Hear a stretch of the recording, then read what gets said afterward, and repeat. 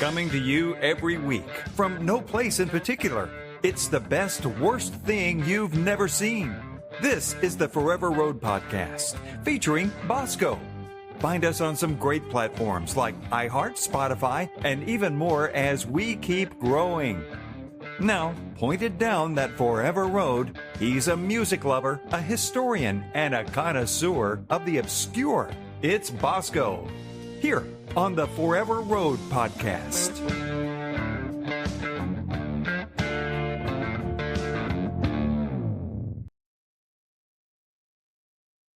What's going on, brothers and sisters? Happy Sunday. Welcome to the best, worst thing you've never seen, Forever Road Podcast. I am Bosco. We are at episode 71. So 29 more episodes before we can call it quits. We'll go to episode 100 and call it. How about that? Y'all just stick with me. 29 more. I'm just kidding. I really do. I really want to thank y'all for all the likes, follows, shares. Y'all go into your settings, click auto download. For our audio listeners, click auto download. YouTube, if you're watching on YouTube, you go back and, matter of fact, our audio listeners, you can go back and find this on YouTube at Forever Road Podcast and watch older episodes and little short videos that I post on YouTube. Usually I try to do a today in music history if it has anything pertaining to do with our, I guess, genre. Usually we don't cover pop, hip hop, rap. We leave that for other podcasts. I try to cover the outlaws, the artists and people like that who are on the outskirts, the hardworking. I try to look for the hardworking, the ones that said, "Oh, they'll never make it." The ones that really weren't gifted. Here's a career, or here's you grew up like this, and this is your entryway. Nothing against those artists that have been blessed to just here you go, but the ones that worked hard at it and have really, really made a way for themselves against all odds, whether it's music, whether it's in racing,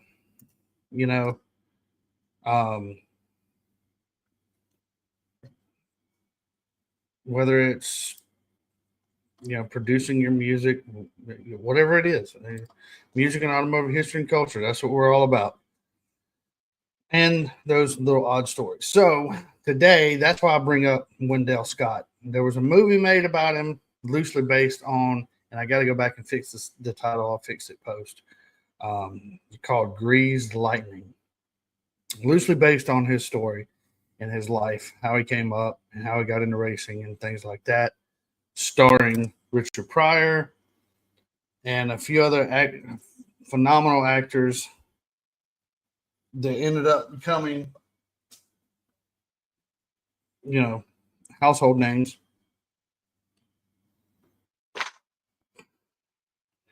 I gotta clean off my desk. There's a lot of anyway.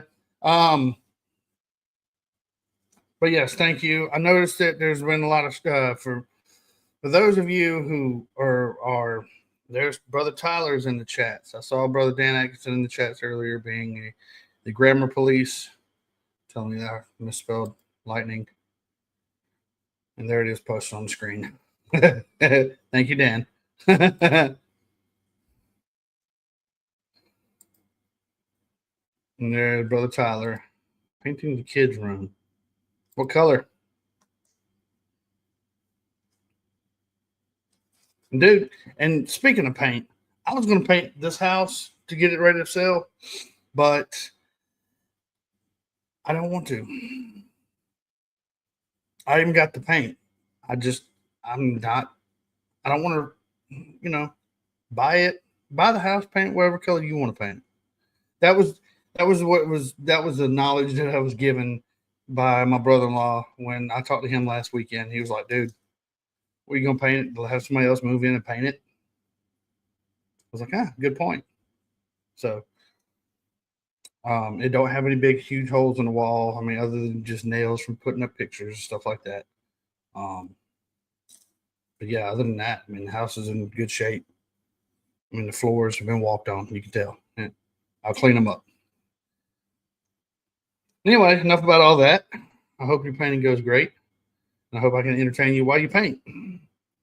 So, if anybody in the chats or if anybody out there knows that I do have a fascination with old NASCAR stories, and I do love the old NASCAR stories, it just became a part of, I guess, who I am while I was growing up. Which I haven't covered Junior Johnson yet, but I figured for some reason, this story means a lot to me. Not only because it's of who it is, because he was that one person,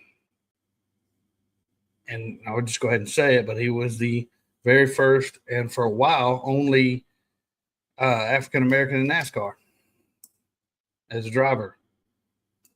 He overcame in the movie. If the movie was anything of a reflection of what that man went through in real life,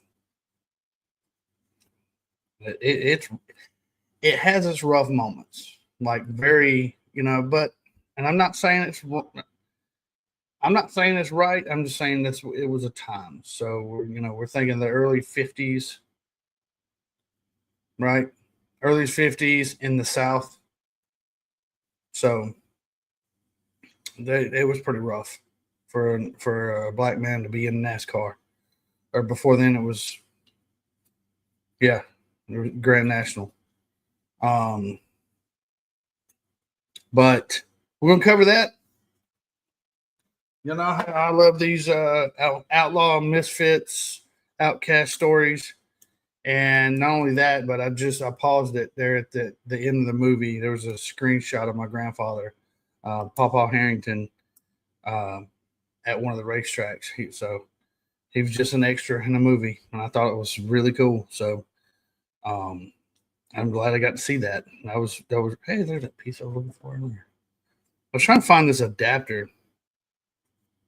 Totally off. Totally squirrel moment. I just noticed it was sitting right here. There's a USB end on one end, and it's got the Ethernet on the other. I got hooked up to my TV. So I have internet directly wired into the TV. But yeah, so the movie is called Grease Lightning, and we're going to cover this real quick. Let me see. And thank you, like I said before, thank you to all our followers. I hadn't looked at our analytics in a while. I generally don't go there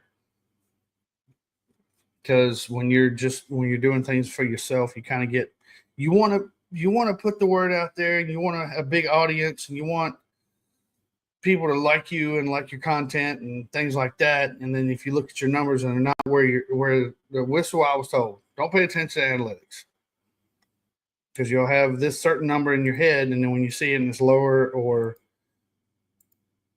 what you think it should be, then you can kind of get let down and frustrated. So that's why I usually stay away from analytics. I don't have a sponsor. I don't get paid for this. I want to bring these stories to y'all for free. Now, and I'm working on trying to find a source to make decals.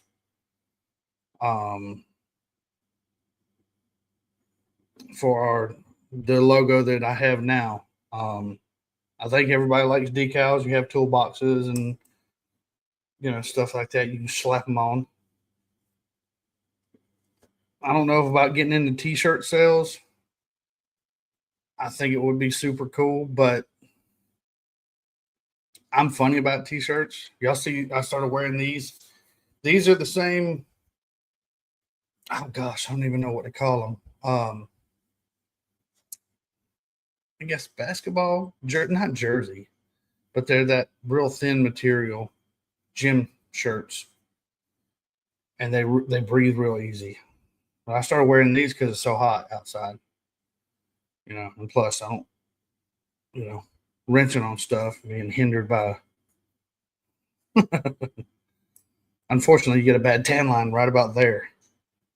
So yeah, it was really weird. Like I went somewhere that had some personal business taken care of, and I was wearing a shirt that had short sleeve shirt on. I was like, oh. As soon as I got to the truck, I changed.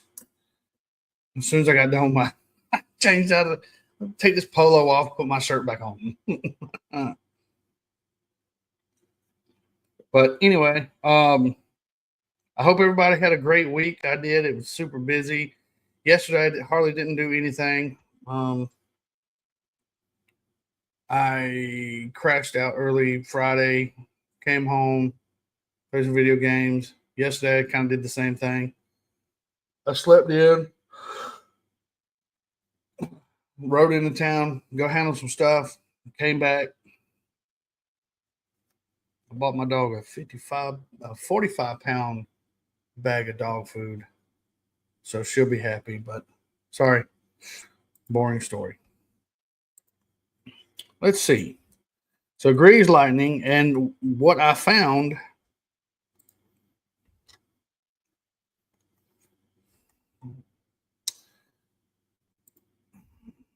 let's see, movie, here we are. This movie was released in 1977, starring Richard Pryor, Beau Bridges, and Pam Grier, directed by Michael Schultz. It is based loosely on the true life story of Wendell Scott. The first black NASCAR driver, a race winner, and later 2015 NASCAR Hall of Fame inductee. Doing that long.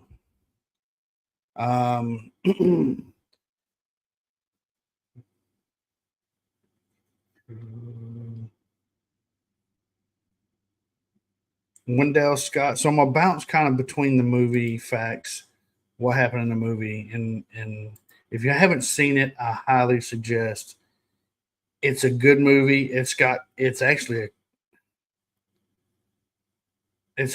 I think it's a comedy film as well, because it has some very funny points in it.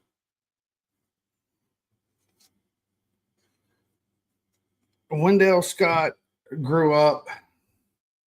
See, I think he was born. Let me look. Let me pull that up on the side too. I did not write notes. I've been watching this movie, and then I watched some YouTube documentaries about Wendell Scott, them interviewing him personally. He was born October 29th, 1921, Danville, Virginia. Or if you're from Danville, Virginia, it's probably like Danville. He passed away December 23rd, 1990, at his home in Danville.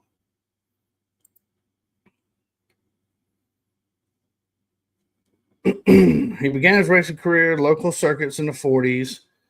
Got his NASCAR license in 53, making him the first African American to ever compete in NASCAR. He debuted Grand National Series at NASCAR's highest level, which would now be the Cup Series, or what do they call it? Xfinity? No. Is it Xfinity? I gotta look at the levels on NASCAR now. It's been so long since I really kept up with everything totally.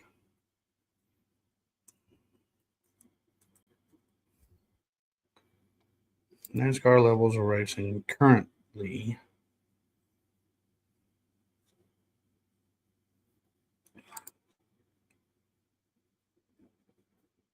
Yeah, NASCAR Xfinity.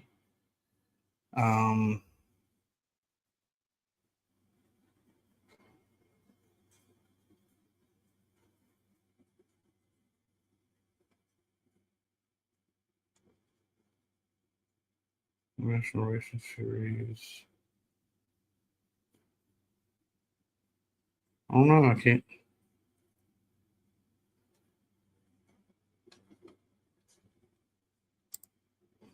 What are the three levels in NASCAR?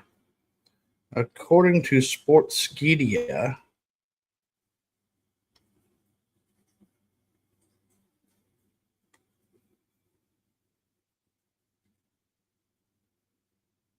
Anyway, so back in the day, it was a Grand National Racing, and Grand National is the top tier of what we know as Cup, is the top tier Cup series, right? And he wanted to be a driver. That's all he knew. He could drive. He debuted the highest level March 4th, 1961, Spartanburg, South Carolina. December 1st, 63, he won a Grand National Series race at Speed Park in Jacksonville, Florida, becoming the first black driver and team owner to win NASCAR's premier level. Scott's career was repeatedly affected by racial prejudice during, including being poisoned at Dover, and death threats. Spartanburg, Darlington, Talladega, Jacksonville, and Daytona. Jacksonville, Florida I think they still have a racetrack. Despite these challenges, he continued to compete and was posthumously inducted to the NASCAR Hall of Fame, International Motorsports Hall of Fame in 2020.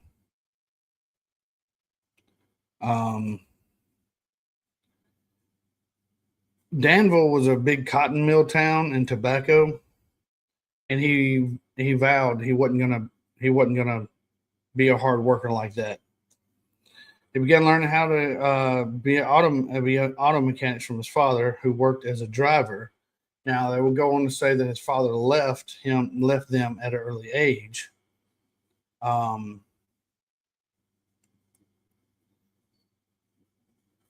His father was a driver and a mechanic for two well-to-do white families in the area.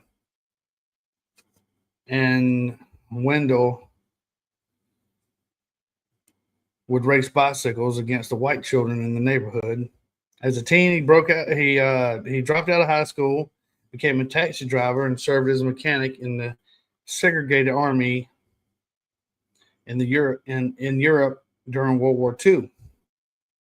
He married Mary Coles in 1943, and they had seven children, almost as many as Tansy.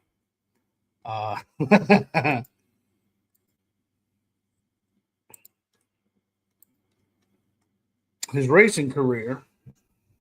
After the war, he ran an auto repair shop as a sideline. He took up dangerous and illegal pursuit of running moonshine whiskey. This is where NASCAR begins, right, folks? Y'all know, we talked about Earnhardt, how he grew up and how NASCAR came to be. It's pretty much, I'm going to break it down to you like this. Well, NASCAR started because the guys came back. If you look at it, NASCAR and an NHRA. You had NASCAR predominantly in the South. You had an NHRA drag racing predominantly out west. And if you look at it, NASCAR in the South, well, if you look at it, the guys come back from World War II. They're still speed freaks. They're still wanting to do something. They want to do something with their hands, build something to go fast. Whether it's motorcycles, whether it's race cars, whatever it is. So these guys come back from World War II. They're not really making a whole lot of money. So they'd be the veterans and all that would get together and sometimes and talk about how fast. My car drives this fast, and a lot of them ran moonshine. Well, my car outrun your car. Next thing you know, they're running from the cops down through these mountain hills, especially up North Georgia, Virginia, North Carolina, big time in North Carolina, and so they're putting on these races. I think we've covered it before in previous episodes, or at least mentioned it. And, that's where they would get their thrill. I've never run moonshine, so I don't know what it's like. But a story that I heard from picking up from watching even Wendell, he said that one night he was running moonshine. And he got going, and somebody tipped him off. A competitive moonshiner tipped off the law. And so they had set up where they were going to catch Wendell.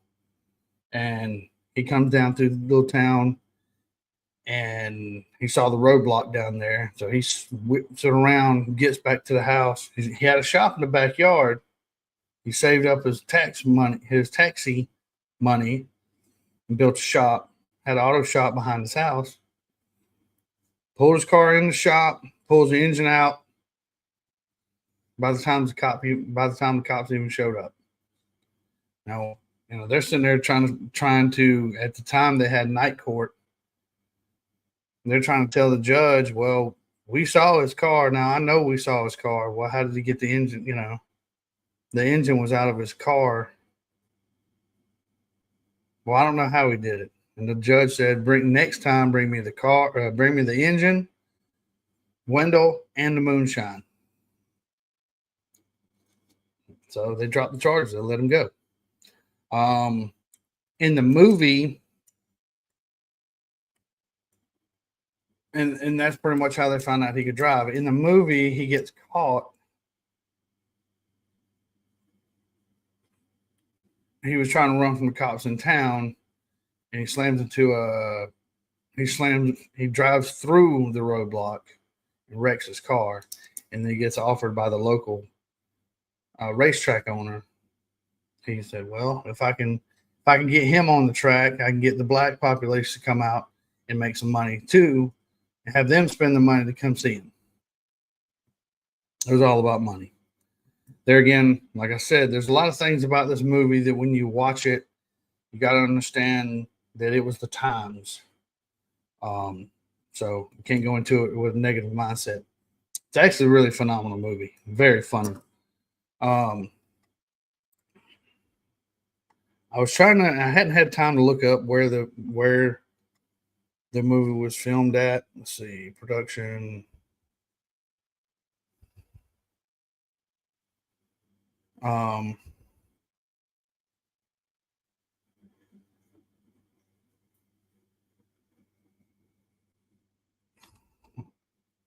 Let's see.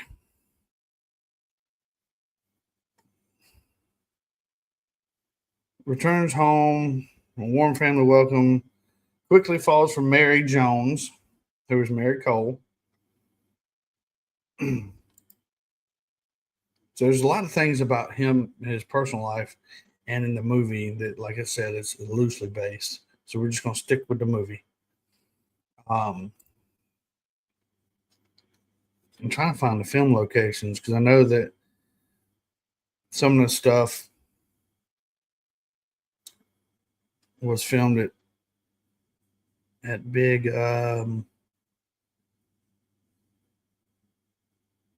doesn't even show who did the stunt driving.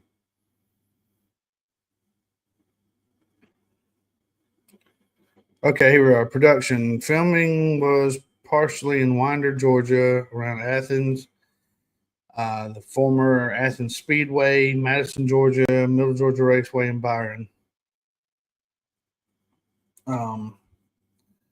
This movie co-star Richard Pryor, co-star Cleavon Little, who had previously worked in Mel Brooks' movie Blazing Saddles in '74. Pryor co-writing the screenplay, and Little Cleavon playing the star of and Blazing Saddles, Sheriff Bart. An actual.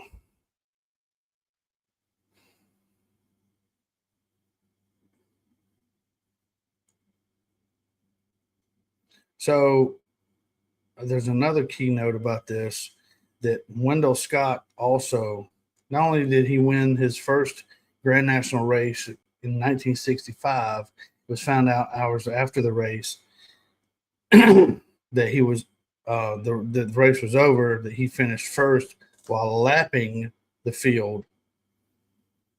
The second place was Buck Baker. They believe Buck to be the winner, but Wendell did not get the win, but he received the money. In the movie later on, he gets the money, and then later he gets the trophy.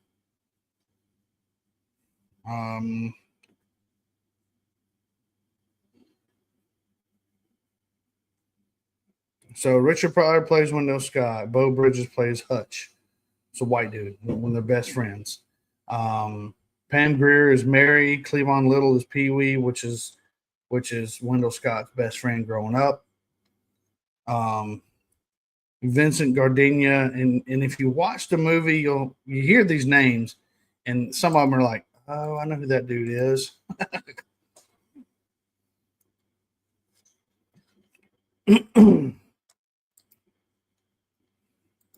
I'll tell you what, though, a few times when, and it's rough because there's a lot of racism and a lot of words that I'm not going to repeat here or ever that said, and you can't, if you're like me, you can't really think back and have that kind of mentality, right?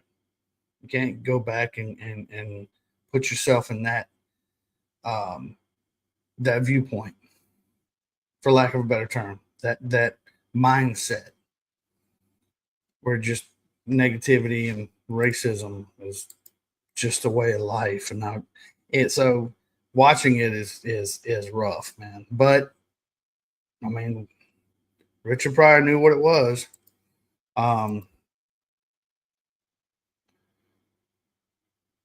I don't recognize any other names. Minnie Gentry is Wendell's mother. Earl Hinman as Earl Hinman, American actor best known for Bob Reed on the television soap opera Ryan's Hope from 75 to 84. I don't know. Julian Bond is Russell.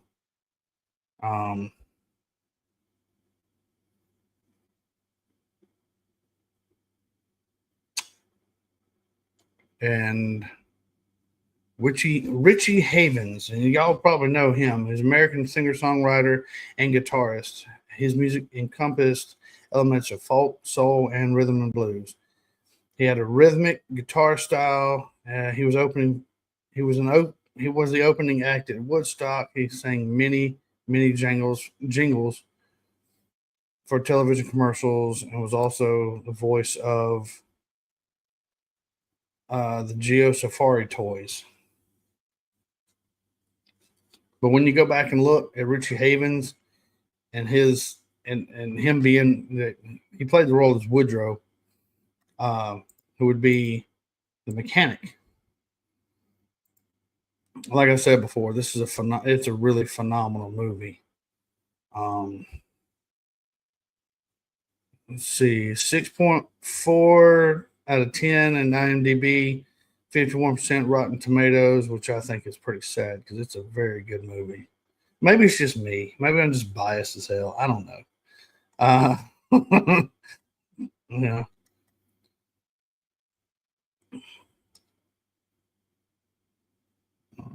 Let's see. I actually paid for this movie, so I have it always. Oh, light purple. Sweet. Tyler, for the audio, Tyler responded finally. I asked him what color he was painting the kids' room. Light purple. So, determine the race. After he wrecks his race car, hang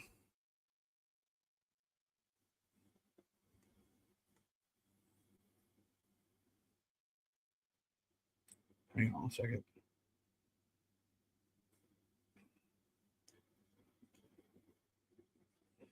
Let me back up. So he comes back from the war, turns to bootlegging, runs his wife Mary disapproves when he insists it's the only way to achieve his dream of owning a garage. 5 years later, one of his buddies is arrested. He's caught in the setup. The racetrack owner, Billy Joe Burns, offers a good deal. If he competes in a NASCAR race, most charges will be dropped and promoted as the first black driver. He endures aggressive sabotage from the white racers, but crosses the finish line, winning his freedom and discovering his calling. He didn't know he could race, but he knew he could drive. He had a car. I know I can drive. That's about all I know. That's what he says in the movie too. It's great. I'm trying to find it again. He 1955. No, hang on. I'm jumping ahead. In terminal race, he repairs the race car. Well, he repairs his car with help from Woodrow. Now, one of the scenes in this movie that really speaks a lot to me is him and Pee Wee are walking through a salvage yard. And Pee Wee don't know anything about cars. I know a lot of folks don't. Hang on a second. Ready for this? Nope. Pee Wee don't know a whole lot about cars, but he's a businessman. They're walking through the salvage yard, and to Wendell's mind, in his view, and I do the same thing. I can walk through a salvage yard, and for me, it's just the best way I heard it put. It's a museum. It's like walking through. When you look at the vehicles, and I'm the same way. When you see a vehicle, it's kind of like walking. It's a time capsule, in a sense, that you could see whether it had a life, it had a rough life, or you could even see potential if you took that vehicle for yourself and tried to do something with it.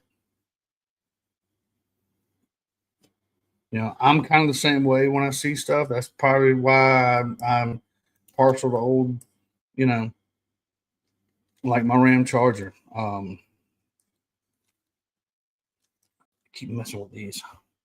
My Ram Charger, and rebuilding it and making it into something, which everything's kind of come to a stop. I've got to put things away and organize stuff. It's ready to go whenever I sell the house. Which I'll be glad when it gets on the market. Anyway, so he's walking through the salvage yard, and Pee Wee's like, man, all I see is some old junk. And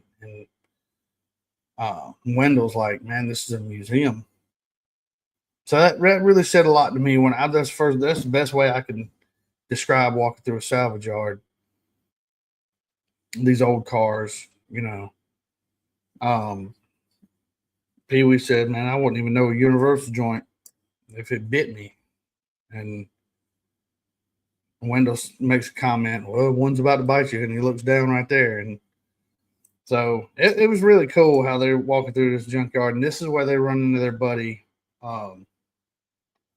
who plays. This is where they're running into Woodrow. So Woodrow helps him build a car. Woodrow is apparently a very skilled mechanic. His wife, Mary, is opposed to the new path. Why don't you keep running taxis? And he's like, man, I'm not making any money. I'm not making hardly anything. Trying to get somewhere. I really feel like this is my calling. But Wendell presses on despite widespread racial barriers. In his early races, he earns fourth place. This is funny. He wins fourth place, which earns him a steak dinner at a whites-only restaurant. He tells Woodrow, he said, man, we got, steak dinner. Woodrow said, no, I'm good. I don't like eat standing up. I don't want to eat in anybody's kitchen. I got my own food. So he goes over there to Hutch, and Hutch goes to the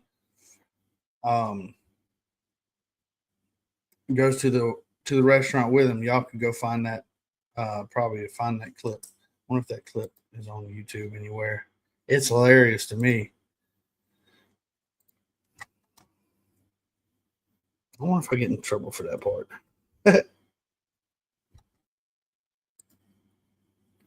Let's see. Window, Hutch, and the rest.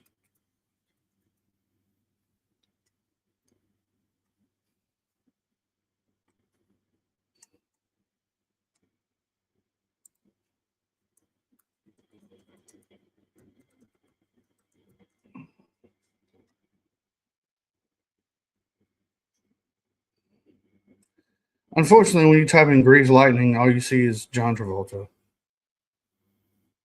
So be wary if you go into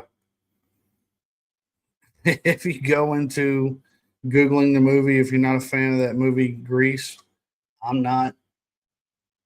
Even though it has racing and music, I guess that's what they would call music. Sorry, that's not going to be a monthly movie review. I will not cover that movie. Nope, not me. When I do a Teresa Earnhardt episode, then I'll do a Grease movie review. How about that? That's where I list that movie right up there.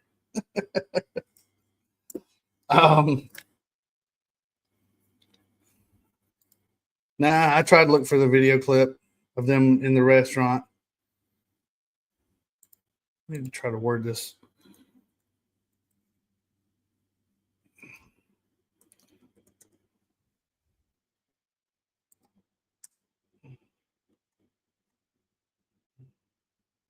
No, it's old. Boo. Oh well. I tried to search that. But yeah, what another thing I figured out about this movie. It's not only that Wendell Scott is being accepted in NASCAR, because you could see the development through the movie and the development over time where they become less and less narrow-minded. They become less and less, racist towards him. They're more accepting. Determined to win the race. In 1955, Wendell competes against rival Bo Wells in Middle Virginia Speedway, winning the close race, but being denied the trophy due to a scoring error. Though officials quietly admit the mistake, his frustration grows and systematic prejudice blocks his recognition. Encouraging Hutch to join bigger teams for financial stability, he continues his climb through the regional circuits. He eventually reaches NASCAR's Grand National Division, competing at premier tracks across the country, including Daytona and Talladega. By 65, becomes a local celebrity with Sheriff Cotton, who used to chase him all through the back roads and all through the hills and things like that, and while he was running moonshine. The sheriff is now running for mayor, seeking Wendell's support. A serious crash at Talladega, where he gets severely injured. Mary begs him to retire, but Wendell remains undeterred. Preparing for a major upcoming race, he reunites with his old friends, including Hutch, who he finds at Bo Wells' garage, and Hutch rejoins the crew, inspired by his persistence. Now that was a little heartfelt moment in that movie as well, that they were, best friends. And he says, I hear that another team is coming up and they're getting some good money. And Hutch is like, why are you telling me this? I said, well, he said, what's the real reason? And he goes, well, I mean, I know that you're struggling and I want you to be successful. I want you happy and taken care of. That's his best friend. I know you're leaving my team right now, but I want you to be successful and I need you to be able to take care of yourself. And I can't afford to, he barely keep his race team going as it is, but being one of his best friends and being back in that time, being his white best friend, he on both sides, Hutch and Wendell both taking a big risk. So there's Marine's Blood in the chats. Hey there, buddy. How you doing?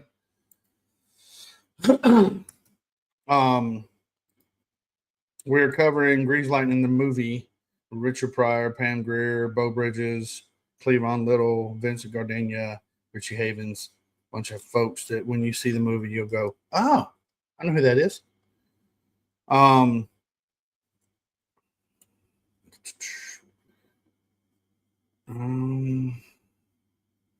Where's that? Oh, yeah. So back in Danville, Cotton, now mayor, works to secure sponsorship so Wendell can compete with the top teams on race day. Wendell fears Mary will not attend, but she arrives just before the start. In a tense final showdown against Bo Wells, Wendell makes a pit stop but rushes his crew, leaving only 3 lug nuts secure on 1 tire. Over the last 20 laps, he races aggressively. Despite a wobbling wheel, on the final lap, Wendell overtakes. Of course, it's off for cinematic. I don't know if this all really took place, but surrounded by he wins his first NASCAR victory. Surrounded by his cheering family and friends, Wendell celebrates finally his lifelong dream of winning the Daytona 500. Let's see. I do want to. I just had it pulled up. Here we go.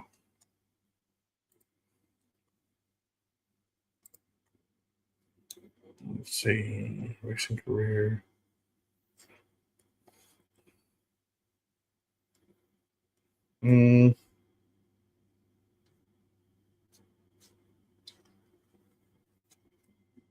Now, see, in his real life, his wife Mary drove the truck that transported the car. Then, him and Mary and their 7 children attended the races. His daughter went on to become a consultant for NASCAR's Drive for Diversity campaign, which attempts to increase the number of women and minorities in the sport, both on the track and in the stands. His son, Wendell Jr., passed away in 2022.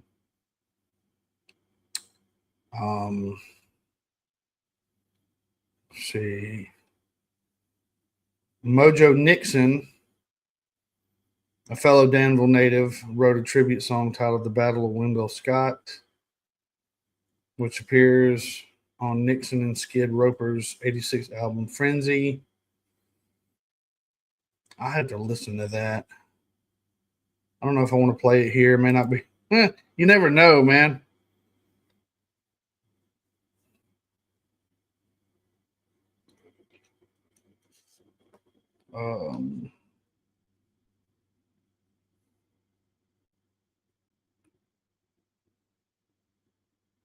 Ooh. A water leak. Sorry to hear that. Let me get back to Wendell Scott.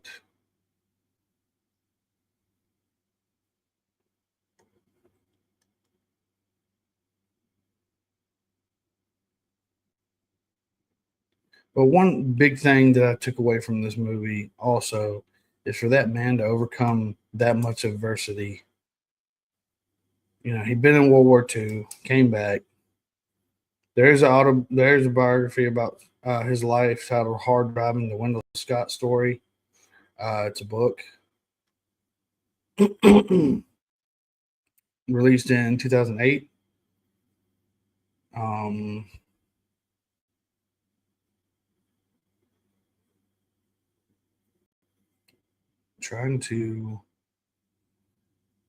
He was awarded posthumously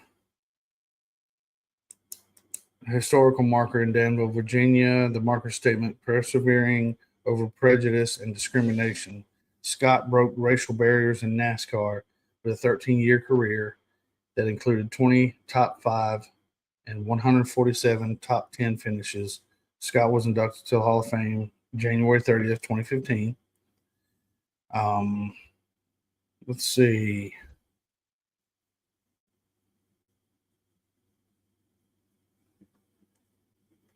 So one other thing that I picked up off of this, and it's a really beautiful story, how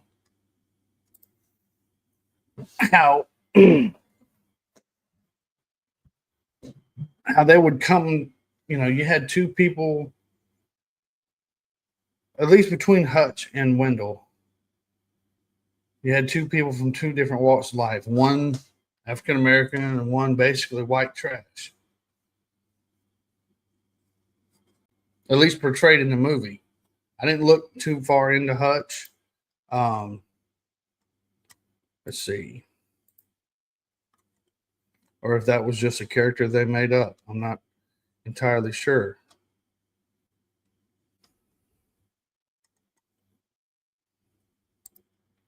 But I know watching the documentary on that I was watching earlier. Let's see. But them two together,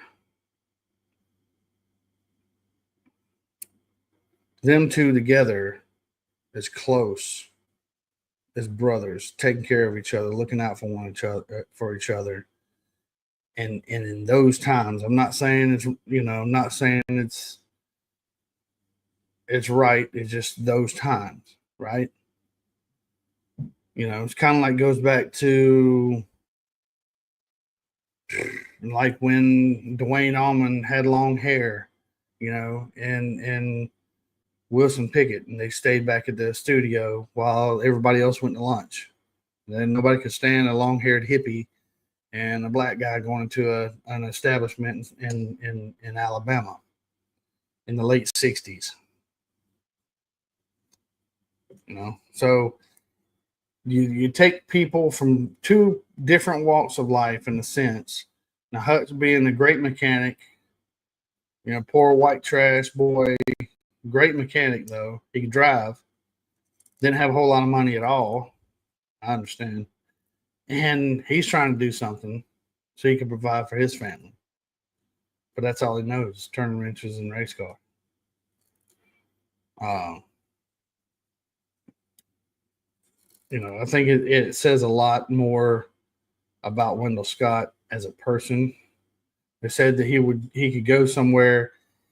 The documentary I watched said he could go somewhere. He was more light skinned than anything. And I'll pull some pictures up.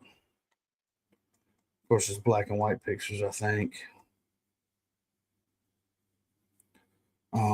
His 62 Chevrolet Bel Air was built by him for the movie, on display in the NASCAR Hall of Fame. That's pretty cool. I'll pull that up real quick.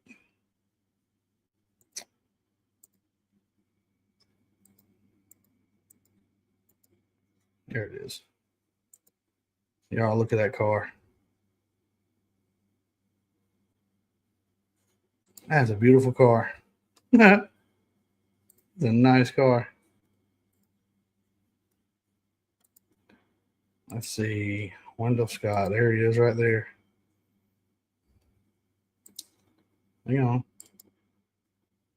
Let's see if I can.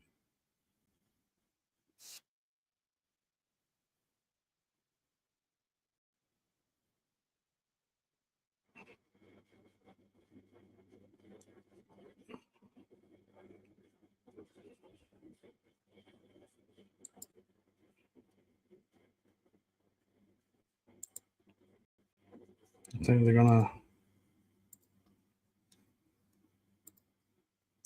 This is Ned Jarrett.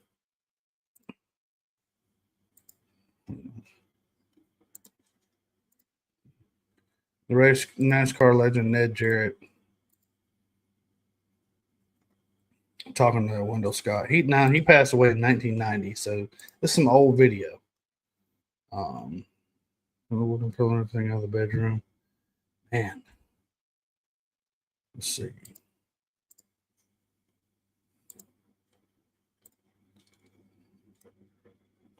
We'll try to play this for y'all. Because I got hurt pretty bad, you know. Broke my leg in 7 places. Tore his arm all to pieces. How fast were you running when that happened? Well, I was getting along pretty good, you know. When I first got there, the car didn't run too good, and Glenn Wood and them told me if they didn't have no trouble that said they were gonna tune my motor for me, and they did. And I didn't get back in it after they tuned it up until Sunday when the race started, and that thing felt like somebody. Something else that I found was pretty interesting that they would actually, it was him and Bo Wells in the movie Grease Lightning running NASCAR while they were filming everything else around Richard Pryor and all that. I thought it was pretty cool. They were actually in the movie. The movie filmed in 1977. Scott's career ran from, where did it go? I just had it pulled up a second ago.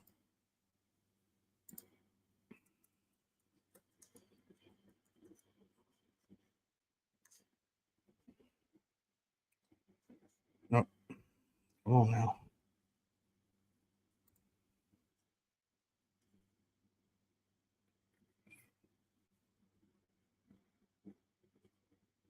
When did he?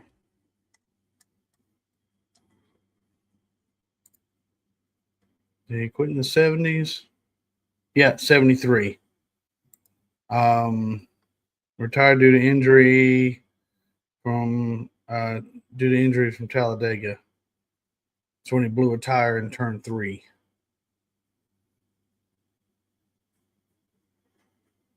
I think in the movie they show where the tire is wobbling. So I don't know.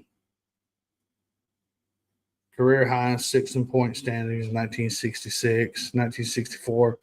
Purchased Chevrolet Bel Air from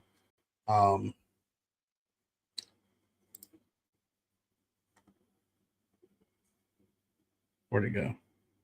Purchased Chevrolet Bel Air. 63, run the Grand National Series race. Debuted in 61. Obtained NASCAR license in 53. So you figure, 1951, first race in Danville, sir. First 2 years were just him racing the dirt track races. In 53 is when he got his NASCAR license. 61, debuted in the Grand National. So he was at the lower levels of NASCAR until he got to the big leagues in 61. So he ran, 12 years? 61 to 73? Yeah. Yeah, it's pretty interesting, man. If y'all got time, seriously, I especially if you get intrigued, and it has a lot of lighthearted moments too. As it kind of goes on through the movie, it has a lot of lighthearted moments, a lot of fun, a lot of a lot of smart ass, man. I mean, you can tell people are just, for those times, you can tell people are just standing their ground. Hey, we won't be, all right, you want to be a little racist? Then, all right, we're going to be. I was the same way growing up. I didn't experience any racism personally myself, but I would stand up for my friends who experienced that. Nowadays I'm grown and, legally on paper, I'm grown, but my driver's license says I am. But yeah, even today, I won't stand up for it. I don't care who you are. And it won't be tolerated. So, and that's how, thankfully, that's how I tried to raise my boys. And I think I've done a pretty good job at that as well. I was very blessed to experience people from me personally. I was very blessed to have people from all walks of life around me. Black, white, Hispanic, Asian, it didn't matter. To me, it doesn't matter. But growing up that way with the very diverse people around us, it was awesome. I'm very grown. Very grown. Grown is in like, or grown, like you've. I know, bad dad joke, my bad. Well, like I said, y'all go check that movie out. It's phenomenal. I didn't realize until I looked it up, and it's been years since I've seen that movie. We owned it on DVD for a while, and I don't know what all happened to it, but I didn't realize till I was kind of looking up the background as I was watching the movie, that I saw Cleavon Little in it. I mean, I just think it was, if you've seen the movie Blazing Saddles and you know who Cleavon Little is, and I'm still working on getting to watch the movie Vanishing Point and to do the monthly movie review next month for that. So it's not grown. But Cleavon Little played the Sheriff Bart in the movie Blazing Saddles. He also did the voice. He was also the DJ in the movie Vanishing Point.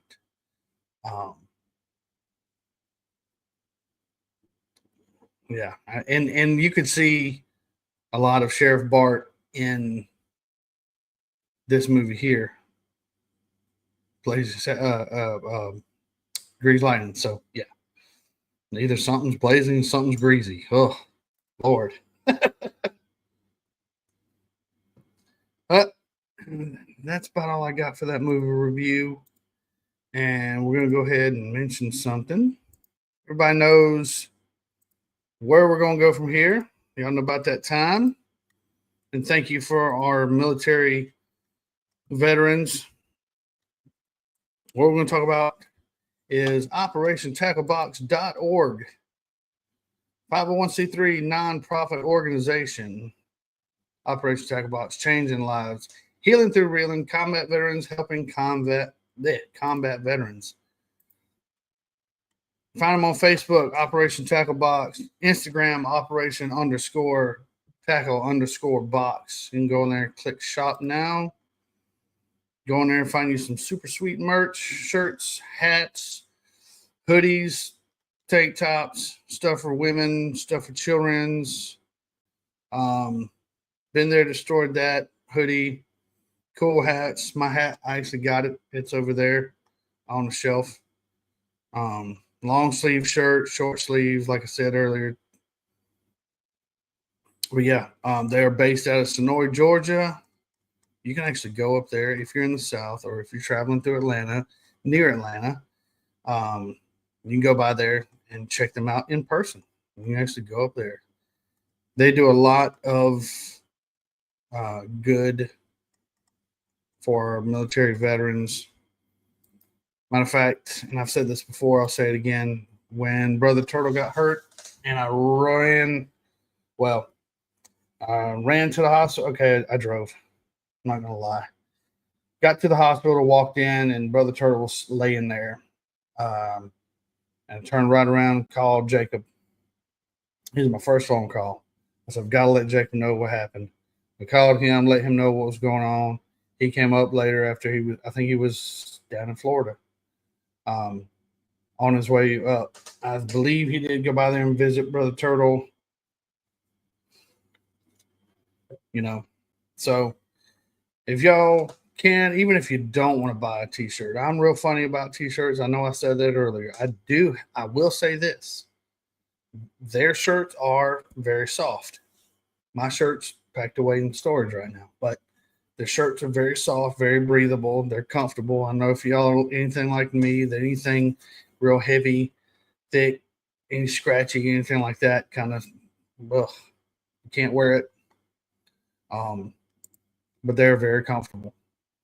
I need to get another one. Matter of fact, I'll probably order one.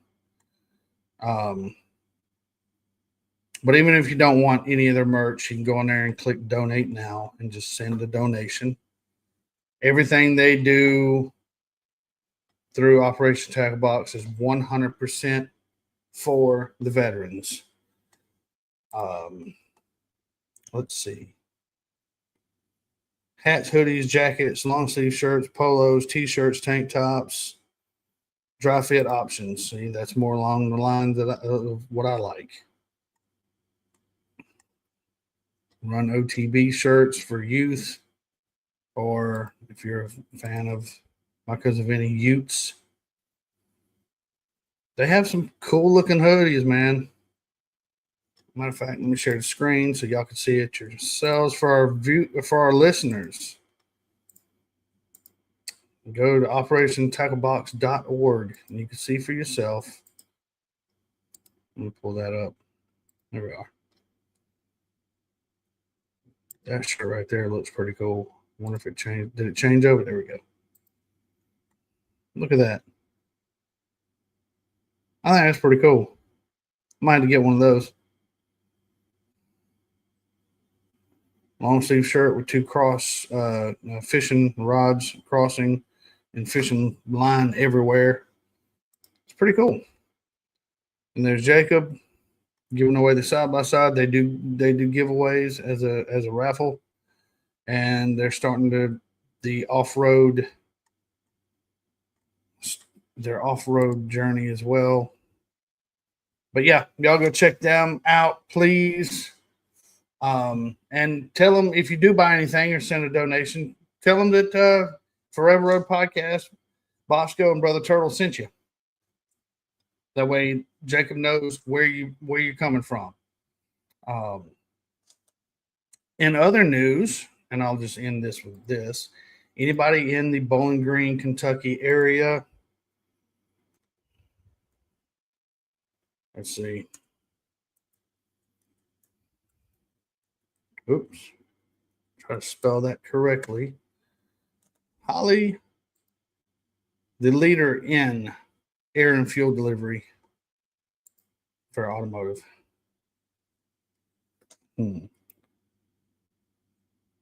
Sure, why not? Wait, what kind of van is it?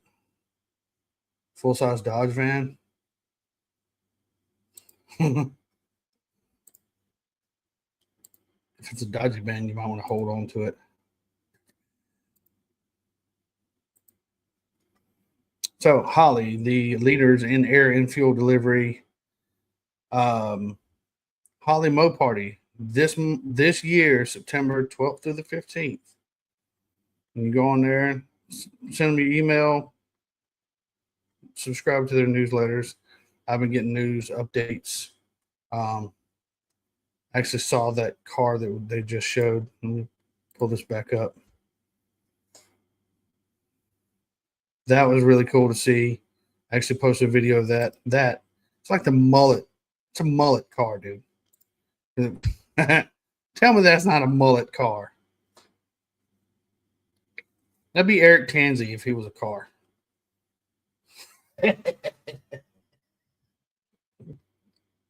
Skate daddy right there.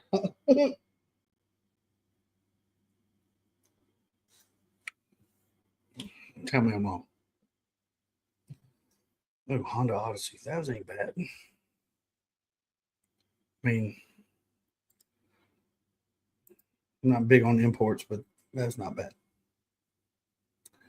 But if you're into, let's see, like I said, car show, the swap meet, drag racing, 3S challenge, autocross, burnout, Mopar survivors, mullet challenge, vice grip garage, Vandemonium. If y'all know Derek Derek Berry, I think is his last name. If I'm pronouncing it wrong, I apologize, and I'm sure that if Dan was in the chats. Hauling ability of a van. Come on, man. Get an SUV. Do like we do down here. Get a trailer. You haul something, get a trailer. You can't haul stuff in the trailer and it not get wet. I get it. I understand. So yeah. I'll be there, Bowling Green, Kentucky, September 12th through the 14th, sorry. trying to find the schedule. 12th, 13th, 14th. Yep.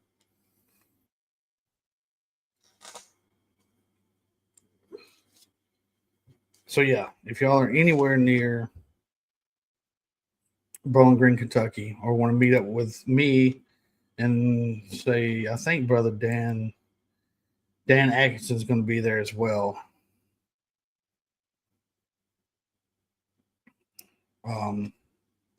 I think. So you've been warned. But yeah, I went ahead and got my room booked. I'm going to pay for my tickets here soon. I'm taking off work 12th, 13th, 14th, and 15th because I have vacation time. Oh, yeah, sure.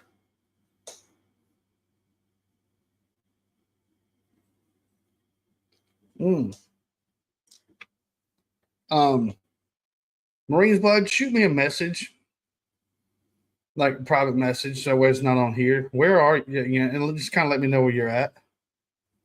I don't know if you're north or south. Yeah, I guess you can tell me that, but you can. I wonder if.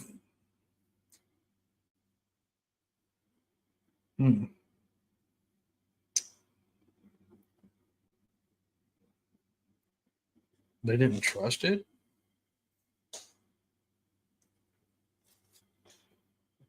You guys shoot me a message. Let me know where you're at. I don't have my cell phone right here with me. It's over across the room on charge. But, the chassis. You must be up north then. That's, man. You ever feel kind of helpless? I'm a mechanic. I'm a very good mechanic. I'm very good at what I do. Man, I wish there was a way I could really help you. Believe me, I would too. And that's kind of why I want to move, so I can build a shop behind my house and bless people that are in desperate need somehow to bless them. You know, like in your case, you know, I would honestly, man, and this is an automotive podcast as well, so I don't care. We'll talk about it, but one of the best vehicles I've ever owned, and we sold it when we got divorced, but was her 2002 GMC Yukon. And she has a 07 Tahoe now. But with everything comes wear and tear. You know, it's going to happen. That's probably one of the greatest vehicles, and I'm a Dodge guy. Aside from my 07 Ram and my 94 Ram, I can't speak for any other trucks out there. But maybe it's just me because I put my hands on it and I know trying to make sure that everything's squared away. And being up north, the van is pretty much where it's at. God, man, I'd get on Marketplace and find you a full-size, full-frame. That's the unfortunate part about those subframe vehicles is the rust. It gets in there. That's another reason why I didn't want to move to Montana either. Could I fit in? Yeah. Could I get along with the people? Yeah, absolutely. But I don't want my vehicle to rust away in 2 years. Do a full flush of current coolant. I had a cleaning agent. Hang on. Run through it the past 3 weeks. Ooh. You know what works really well in those? Matter of fact, and this future reference for anybody is a little tip. Use Cascade. The liquid Cascade. Don't do anything that really bubbles, but Cascade will get in there and clean out really well. What you also could do is take off the heater hoses that go to the engine. Take your heater hose off and backflow the heater because everything's going in one direction constantly, right? Backflow it, push the rest of the gunk out come back out the way it went in. If that makes any sense. That's the only way I could really explain that. Especially if you're trying to flush your coolant system, and then change your thermostat. Make sure your fans are both working. You should have an auxiliary. You should have your radiator regular cooling fan and your auxiliary fan that kicks on when your air conditioner is running.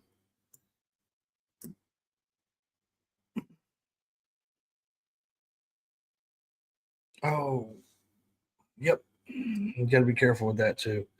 And I know it's been hot across the country. Finally, we got some relief down here today. It was actually very nice outside. I did a little bit of work under the carport.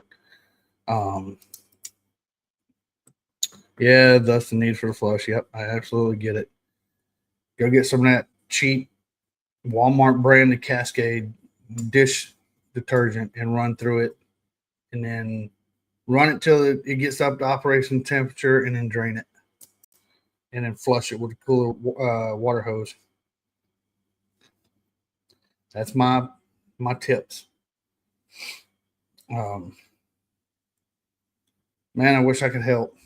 Sometimes I feel helpless. I know I'm down south, and I think that's a big majority of what I want to do is buy a house with a piece of property and build a shop out back. That way I can help people. I just don't know where I'm going to move to yet. I've been looking all across the state. I've been looking across in other states, things like that. But too bad you live too far away, brother. I've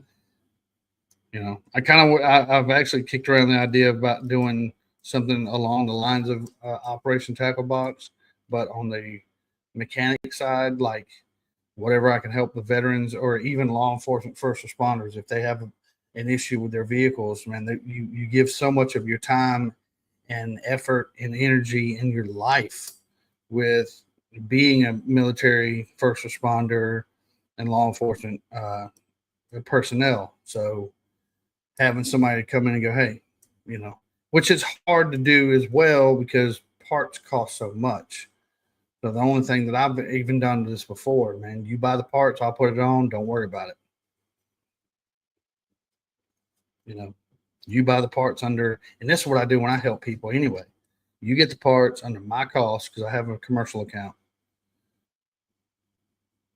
And we'll just put the parts on and you're good and you're taken care of. So I've done that a few times. I got burned out doing side work.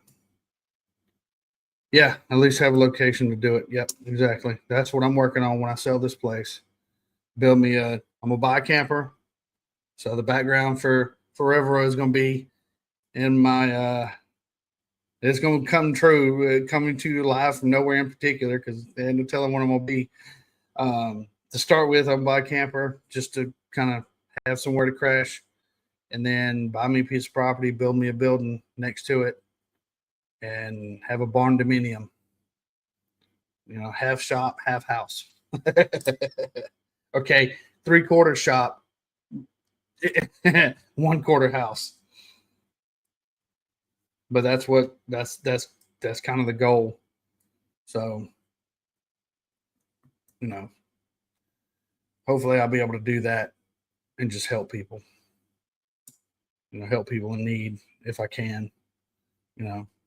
Like Brother Turtle, for example, with his vehicle, try to fix he's got a Jeep Wrangler.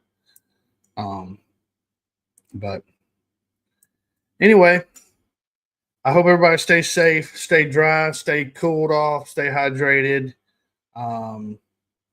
Marines Blood, if you have any questions or anything like that, you know how to get. I think we are following. You follow me on. I think we're friends on Facebook, if I'm not mistaken. Tyler, Marines Blood, Brother Dan. I know you were in here earlier. Yep. I hope y'all have a great week. I don't know what I'm going to do next weekend, but I'll come up with something. Hopefully it'll be cool. Thank y'all for being here for real. Don't forget to click like and subscribe. Subscribe's over here. I'm looking at I don't know where it is on the screen. Like, subscribe, or like and subscribe. Either way, click like, subscribe, share this. Share this to people that you don't like. Tell them you're welcome. But yeah, we'll let's see. We'll get into a music topic next week. I have to figure out who I'm going to talk about. But yeah. And stay tuned throughout the week on our YouTube. I will post short videos once a day. But yeah, y'all share this video out. We'll get those numbers up.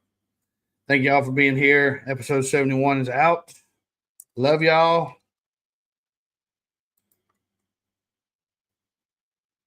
Peace.